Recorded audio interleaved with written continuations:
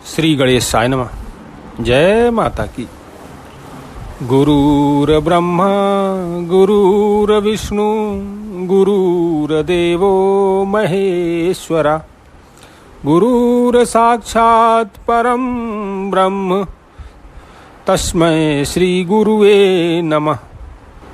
परम श्रद्धेय गुरु श्री श्री जगदीश दास जी महाराज बड़ी छावनी अयोध्या के चरणों में मानसिक पुष्पांजलि समर्पित कर रहा हूँ, जिनकी आज्ञा व आशीर्वाद से श्रीमद् भागवत का पाठ प्रारंभ हो रहा है। प्रथम गुरु माता व पिता श्री सुरेश चंद्र द्विवेदी के चरणों में साष्टांग दंडवत प्रणाम। परम विद्वान गुरु वासुदेव दास खैरावाले, गायत्री गुरु पंडित रामनाथ तिवारी व गायत्री सिद्धक पंडित रमेश चंद्र द्विवेदी, गायत्री उपासक पंडित प्रेम नारायण द्विवेदी जी के चरणों की वंदना व प्रकांड विद्वान श्री त्रिजुगी नारायण शुक्ला, पंडित श्रवण कुमार अवस्थी जी से आशीर्वाद की कामना, जिनके मार्गदर्शन से यह कथा प्रारंभ हो रही है। पंडित अक्षत द्विवेदी व पंडित कृष्ण दास को भी धन्यवाद करता हूँ, जिनके दिशा निर्देशों से यह कथा YouTube में डाली जा रही है। सच्चिदानंद रूपाय विश्वोत्पत्त्यादि हेतवे तापत्रय विनाशाय श्री कृष्णाय वयं नुमः। सच्चिदानंद स्वरूप भगवान श्री कृष्ण को हम नमस्कार करते हैं, जो जगत की उत्पत्ति, स्थिति और विनाश के हेतु तथा आध्यात्मिक, आदिदैविक और आदि भौतिक तीनों प्रकार के तापों का नाश करने वाले हैं। जिस समय सुखदेव जी का यज्ञोपवीत संस्कार भी नहीं हुआ था तथा लौकिक वैदिक कर्मों के अनुष्ठान का अवसर भी नहीं आया था, तभी उन्हें अकेले ही संन्यास लेने के लिए घर से जाते देख उनके पिता व्यास जी विरह से कातर होकर पुकारने लगे, बेटा बेटा तुम कहाँ जा रहे हो। उस समय वृक्षों ने तन्मय होने के कारण श्री सुखदेव जी की ओर से उत्तर दिया था, ऐसे सर्वभूत हृदय स्वरूप श्री सुखदेव मुनि को मैं नमस्कार करता हूँ। एक बार भागवत कथा अमृत का रसास्वादन करने में कुशल मुनिवर सौनक जी ने नैमिषारण्य क्षेत्र में विराजमान महामति सूत जी को नमस्कार करते हुए उनसे पूछा। सौनक जी बोले, सूत जी, आपका ज्ञान अज्ञानांधकार को नष्ट करने के लिए करोड़ों सूर्यों के समान है। आप हमारे कानों के लिए रसायन अमृत स्वरूप सार गर्भित कथा कहिए। भक्ति, ज्ञान और वैराग्य से प्राप्त होने वाले महान विवेक की वृद्धि किस प्रकार होती है तथा वैष्णव लोग किस तरह इस माया मोह से अपना पीछा छुड़ाते हैं। इस घोर कलिकाल में जीव प्रायः आसुरी स्वभाव के हो गए हैं। विविध क्लेशों से आक्रांत इन जीवों को शुद्ध बनाने का सर्वश्रेष्ठ उपाय क्या है। सूत जी, आप हमें कोई ऐसा शाश्वत साधन बताइए जो सबसे अधिक कल्याणकारी तथा पवित्र करने वालों में भी पवित्र हो तथा जो भगवान श्री कृष्ण की प्राप्ति करा दे। चिंतामणि केवल लौकिक सुख दे सकती है और कल्प वृक्ष अधिक से अधिक स्वर्गीय संपत्ति दे सकता है, परंतु गुरुदेव प्रसन्न होकर भगवान का योग्य दुर्लभ नित्य वैकुंठ धाम दे सकते हैं। सूत जी ने कहा, सौनक जी, तुम्हारे हृदय में भगवान का प्रेम है, इसलिए मैं विचार कर तुम्हें संपूर्ण सिद्धांतों का निष्कर्ष सुनाता हूँ, जो जन्म मृत्यु के भय का नाश कर देता है, जो भक्ति के प्रवाह को बढ़ाता है और भगवान श्री कृष्ण की प्रसन्नता का प्रधान कारण है। मैं तुम्हें वह साधन बतलाता हूँ, उसे सावधान होकर सुनो। श्री सुखदेव जी ने कलयुग में जीवों के काल रूपी सर्प के मुख का ग्रास होने के त्रास का आत्यंतिक नाश करने के लिए श्रीमद् भागवत शास्त्र का प्रवचन किया है। मन की शुद्धि के लिए इससे बढ़कर कोई साधन नहीं है। जब मनुष्य के जन्म जन्मांतर का पुण्य उदय होता है तभी उसे इस भागवत शास्त्र की प्राप्ति होती है। जब सुखदेव जी राजा परीक्षित को यह कथा सुनाने के लिए सभा में विराजमान हुए तब देवता लोग उनके पास अमृत का कलश लेकर आए। देवता अपना काम बनाने में बड़े कुशल होते हैं, अतः यहाँ भी सबने सुखदेव मुनि को नमस्कार करके कहा, आप यह अमृत लेकर बदले में हमें कथा अमृत का दान दीजिए। इस प्रकार परस्पर विनिमय व्यापार अदला बदली हो जाने पर राजा परीक्षित अमृत का पान करें और हम सब श्रीमद् भागवत रूप अमृत का पान करें। इस संसार में कहाँ कांच और कहाँ महामूल्य मणि तथा कहाँ सुधा और कहाँ कथा। श्री सुखदेव जी ने यह विचार कर उस समय देवताओं की हंसी उड़ा दी। उन्हें भक्ति शून्य कथा का अनाधिकारी जानकर कथा अमृत का दान नहीं दिया। इस प्रकार यह श्रीमद् भागवत की कथा देवताओं को भी दुर्लभ है। पूर्व काल में श्रीमद् भागवत के श्रवण से ही राजा परीक्षित की मुक्ति देखकर ब्रह्मा जी को भी बड़ा आश्चर्य हुआ था। उन्होंने सत्यलोक में तराजू बांधकर सब साधनों को तौला। अन्य सभी साधन तोल में हल्के पड़ गए। अपने महत्व के कारण भागवत ही सबसे भारी रहा। यह देखकर सभी ऋषियों को बड़ा विस्मय हुआ। उन्होंने कलयुग में इस भागवत शास्त्र को ही पढ़ने सुनने से तत्काल मोक्ष देने वाला निश्चय किया। सप्ताह विधि से श्रवण करने पर यह निश्चित भक्ति प्रदान करता है। पूर्व काल में इसे दया परायण सनकादिक ने देवऋषि नारद को सुनाया था। यद्यपि देवऋषि ने पहले ब्रह्मा जी के मुख से इसे श्रवण कर लिया था, तथापि सप्ताह श्रवण विधि तो उन्हें सनकादिक ने ही बताई थी। सौनक जी ने पूछा, सांसारिक प्रपंच से मुक्ति एवं विचरणशील नारद जी का सनकादिक के साथ संयोग कहाँ हुआ और विधि विधान से श्रवण में उनकी प्रीति कैसे हुई? सूत जी ने कहा, अब मैं तुम्हें वह भक्तिपूर्ण कथा सुनाता हूँ जो श्री सुखदेव जी ने मुझे अपना अनन्य शिष्य जानकर एकांत में सुनाया था। एक दिन विशालापुरी में वे चारों निर्मल ऋषि सत्संग के लिए आए थे। वहाँ उन्होंने नारद जी को देखा। सनकादि ने पूछा, हे ब्राह्मण, आपका मुख उदास क्यों हो रहा है? आप चिंतातुर कैसे हो? इतनी जल्दी जल्दी आप कहाँ जा रहे हो और आपका आगमन कहाँ से हो रहा है? इस समय तो आप उस पुरुष के समान व्याकुल जान पड़ते हैं जिसका सारा धन लुट गया हो। आप जैसे आसक्ति रहित पुरुषों के लिए यह उचित नहीं। इसका कारण बताइए। नारद जी ने कहा, मैं सर्वोत्तम लोक समझकर पृथ्वी में आया था। यहाँ पुष्कर, प्रयाग, काशी, गोदावरी, हरिद्वार, कुरुक्षेत्र, श्रीरंग और सेतुबंध आदि कई तीर्थों में मैं इधर उधर विचरता रहा, किंतु मुझे कहीं भी मन को संतोष देने वाली शांति नहीं मिली। इस समय अधर्म के सहायक कलयुग ने सभी पृथ्वी को पीड़ित कर रखा है। अब यहाँ सत्य, तप, शौच, दया, दान आदि कुछ भी नहीं है। बेचारे जीव केवल अपना पेट पालने में लगे हुए हैं। वे असत्यभाषी, आलसी, मंदबुद्धि, भाग्यहीन, उपद्रवग्रस्त हो गए हैं।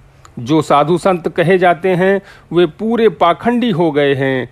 देखने में तो वे विरक्त हैं, किंतु स्त्री धन आदि सभी का परिग्रह करते हैं। घरों में स्त्रियों का राज्य है, साले सलाहकार बने हुए हैं।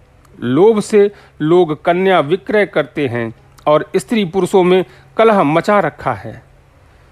महात्माओं के आश्रम, तीर्थ और नदियों पर यवनों का अधिकार हो गया है।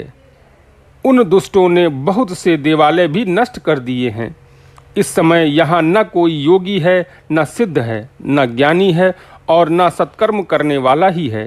सारे साधन इस समय कलि रूप दावानल में जलकर भस्म हो गए हैं। इस कलयुग में सभी देववासी बाजारों में अन्न बेचने लगे हैं। ब्राह्मण लोग पैसा लेकर वेद पढ़ाते हैं और स्त्रियां वैश्यावृत्ति से निर्वाह करने लगी हैं। वैश्यावृत्ति, वैश्य जैसी वृत्ति, किसी भी वस्तु का आदान प्रदान ब्राह्मणों को सुशोभित नहीं करता। इस तरह कलयुग के दोष देखता और पृथ्वी पर विचरता हुआ मैं यमुना जी के तट पर पहुंचा, जहां भगवान श्री कृष्ण की अनेकों लीलाएं हो चुकी हैं। मुनिवरों सुनिए, यहाँ मैंने एक बड़ा आश्चर्य देखा। वहाँ एक युवती स्त्री खिन्न मन से बैठी थी। उसके पास दो वृद्ध पुरुष अचेत अवस्था में पड़े जोर जोर से सांस ले रहे थे। वह तरुणी युवा अवस्था उनकी सेवा करती हुई कभी उन्हें चेत कराने का प्रयत्न और कभी उनके आगे रोने लगती थी। वह अपने शरीर के रक्षक परमात्मा को दसों दिशाओं में देख रही थी। उनके चारों ओर सैकड़ों स्त्रियां उसे पंखा झल रही थी और बार बार समझाती जा रही थी। दूर से यह सब चरित्र देखकर मैं कौतूहलवश उनके पास चला गया। मुझे देख वह युवती खड़ी हो गई और बड़ी व्याकुल होकर कहने लगी, महात्मा जी, क्षण भर ठहर जाइए और मेरी चिंता भी नष्ट कर दीजिए। आपका दर्शन तो संसार के सभी पापों को सर्वदा नष्ट कर देने वाला है। आपके वचनों से मेरे दुख की बहुत कुछ शांति हो जाएगी। मनुष्य का जब बड़ा भाग्य होता है तब आपके दर्शन हुआ करते हैं। नारद जी ने कहा, तब मैंने उस स्त्री से पूछा, देवी तुम कौन हो? ये दोनों पुरुष तुम्हारे क्या लगते हैं? और तुम्हारे पास ये कमल नयनी देवियां कौन हैं? तुम हमें विस्तार से अपने दुख का कारण बताओ। युवती ने कहा, मेरा नाम भक्ति है। ये ज्ञान और वैराग्य नामक मेरे पुत्र हैं। समय के फेर से ही ये ऐसे जर्जर हो गए हैं। ये देवियां गंगा जी आदि नदियां हैं। ये सब मेरी सेवा करने के लिए आई हैं। इस प्रकार साक्षात देवियों के द्वारा सेवित होने पर भी मुझे सुख शांति नहीं है। तपोधन, अब ध्यान देकर मेरा वृत्तांत सुनिए। मेरी कथा वैसे तो प्रसिद्ध है, फिर भी उसे सुनकर आप मुझे शांति प्रदान करें। मैं द्रविड़ देश में उत्पन्न हुई, कर्नाटक में बढ़ी, कहीं कहीं महाराष्ट्र में सम्मानित हुई, किंतु गुजरात में मुझको बुढ़ापे ने आकर घेर लिया। वहाँ घोर कलयुग के प्रभाव से पाखंडियों ने मुझे अंग भंग कर दिया। चिरकाल तक यह अवस्था होने के कारण मैं अपने पुत्रों के साथ दुर्बल और निस्तेज हो गई।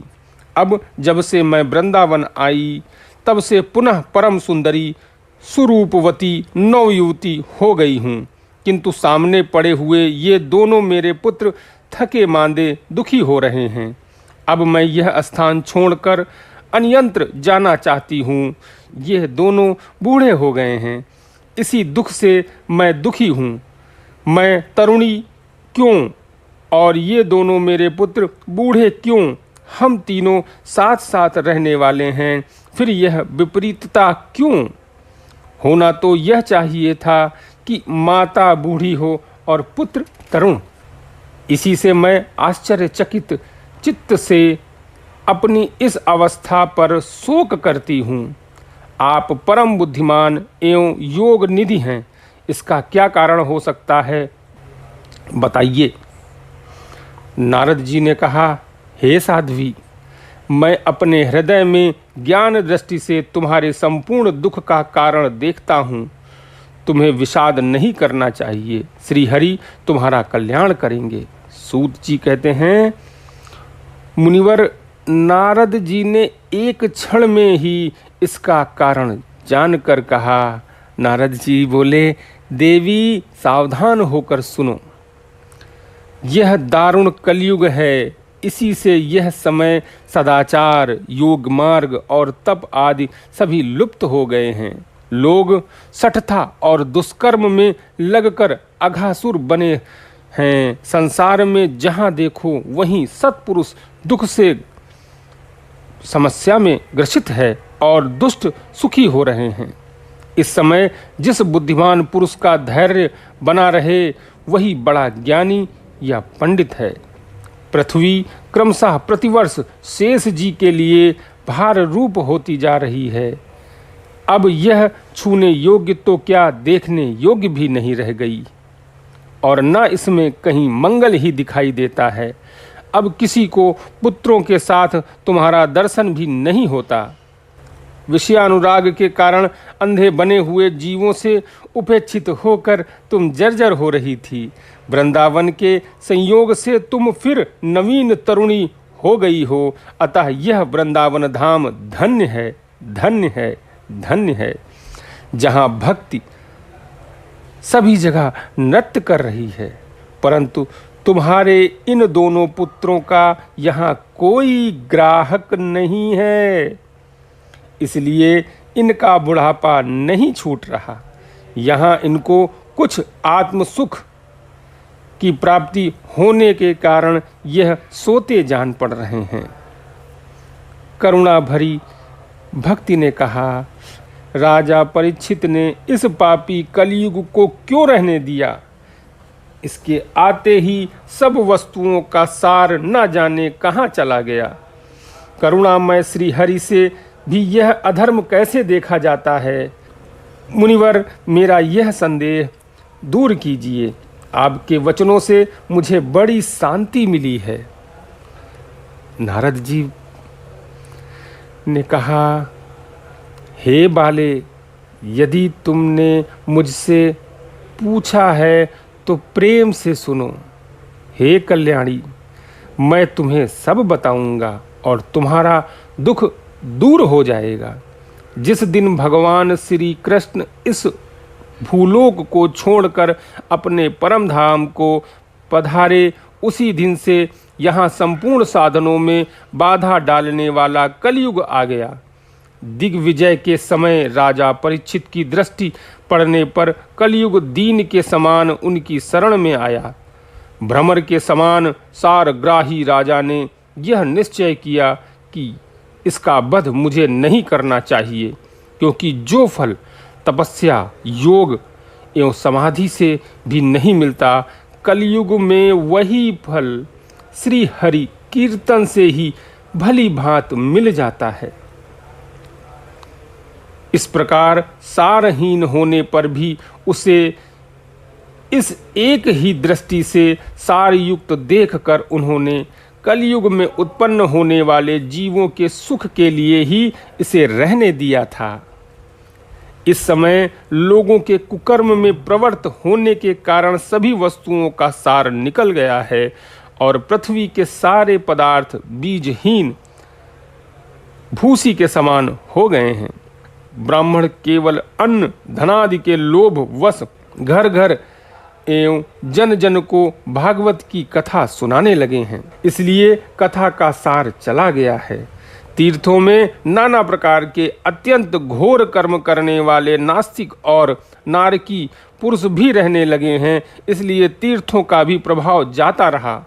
जिनका चित्त निरंतर काम, क्रोध, महान लोभ और तृष्णा से तपता रहता है, वे भी तपस्या का ढोंग करने लगे हैं। इसलिए तप का भी सार निकल गया। मन पर काबू न होने के कारण तथा लोभ, दंभ और पाखंड का आश्रय लेने के कारण एवं शास्त्र का अभ्यास न करने से ध्यान योग का फल मिट गया।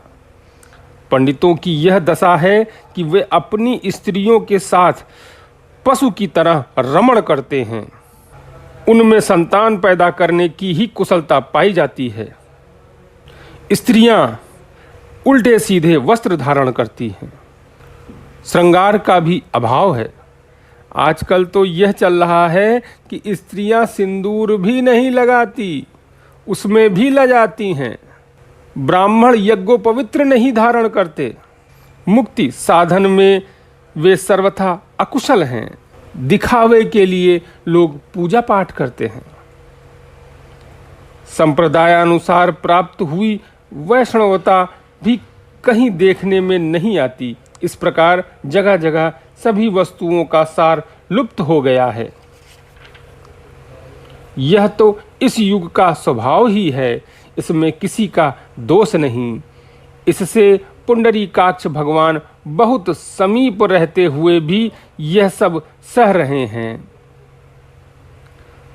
सूत जी कहते हैं, सौनक जी, इस प्रकार देवर्षि नारद के वचन सुनकर भक्ति को बड़ा आश्चर्य हुआ।